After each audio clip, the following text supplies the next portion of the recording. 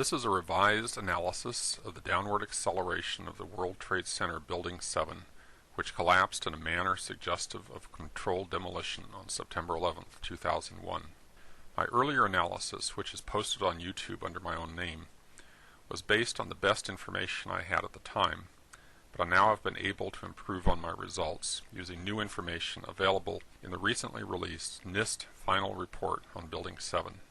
Despite the accurate data available to NIST, their final report makes dishonest claims about the rate of fall of the building. I'll come back to the NIST report at the end of this video. In my earlier video analysis, I used the width of the building, which is known to be 100 meters, to calibrate the scale of the image. In this remake, I've used the vertical spacing of the windows visible as horizontal streaks on the face of the building. From this, I was able to identify the 29th floor, which is listed in the NIST document as having a height of 683 feet 6 inches, measuring from some baseline which they don't specify. They have the blueprints, I don't, but I take this measurement to be reliable.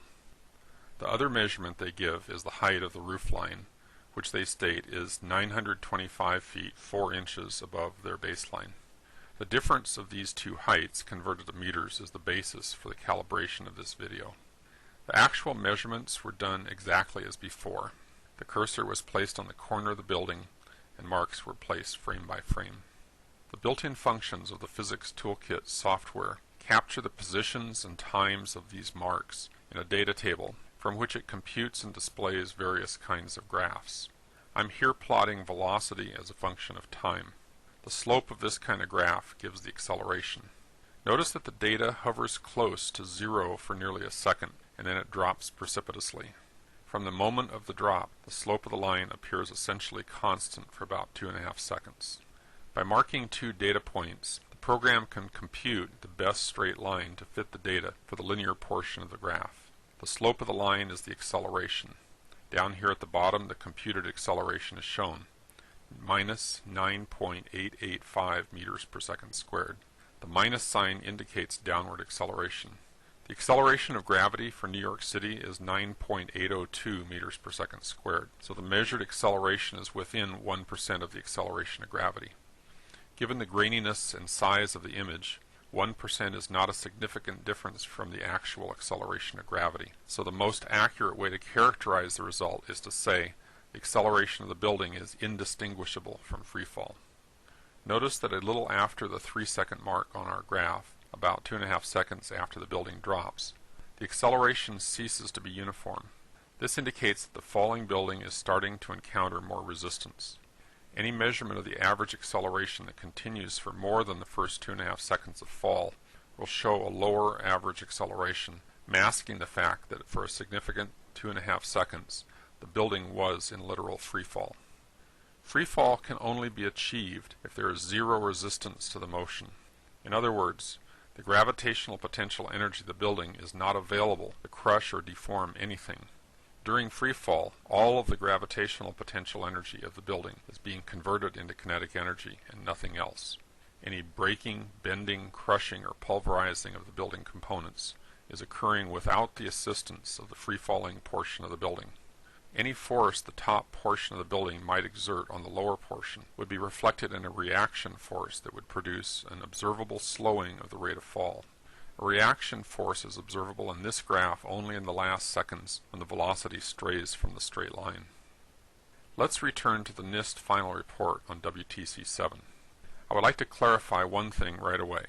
On page 40 there is a phrase, quote, assuming that the descent speed was approximately constant, unquote. The assumption is clearly false from even casual observation. However, the fact that they proceed to use a formula for constant acceleration clearly indicates the constant speed reference is a misstatement. They're actually assuming constant acceleration. More bizarre is the claim that, quote, the actual time for the upper 18 stories to collapse, based on video evidence, was approximately 40% longer than the computed freefall time.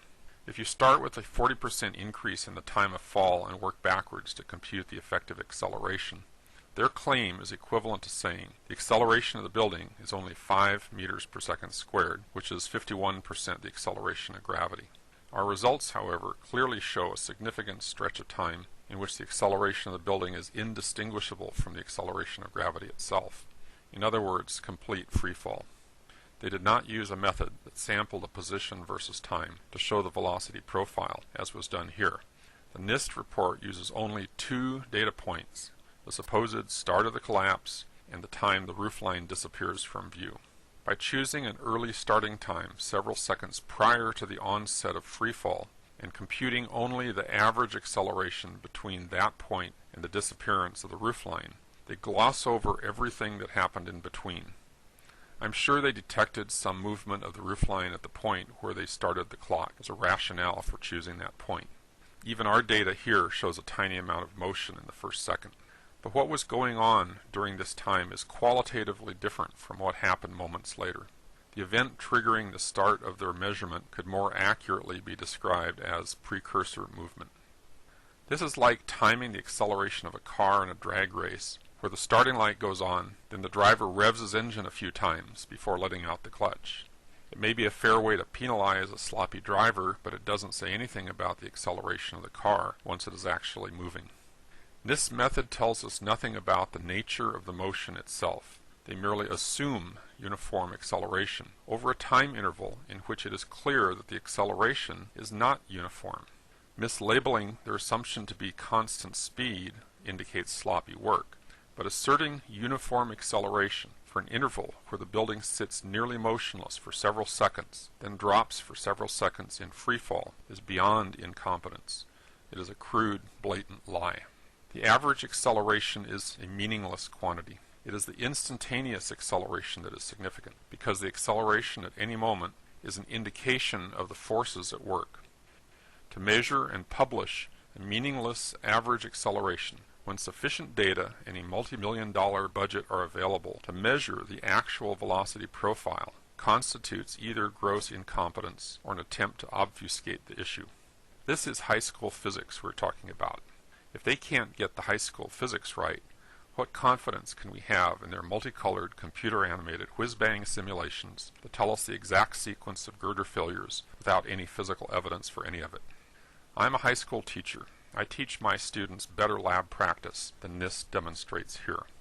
In this video, I have measured the velocity profile and the instantaneous acceleration of the building with orders of magnitude better precision than NIST, and I did it with zero budget, a free software tool commonly used in high school physics classes, and a copy of a video downloaded from the internet.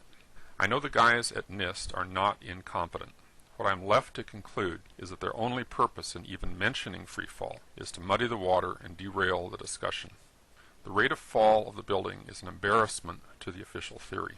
Freefall is a small detail in the whole complex analysis, but it is not a minor issue. Buildings cannot fall at freefall through themselves, because even a weakened building requires energy to break up the pieces, crush the concrete, and push things around.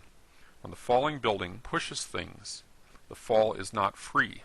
The things push back, and the reaction forces will measurably slow the descent of the building.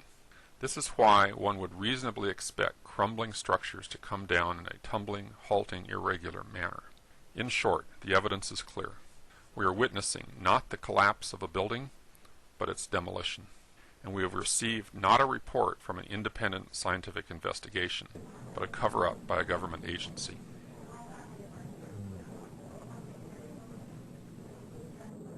It's amazing. Amazing, incredible, pick your word. For the third time today, it's reminiscent of those pictures we've all seen too much on television before, when a building was deliberately destroyed by well-placed dynamite to knock it down.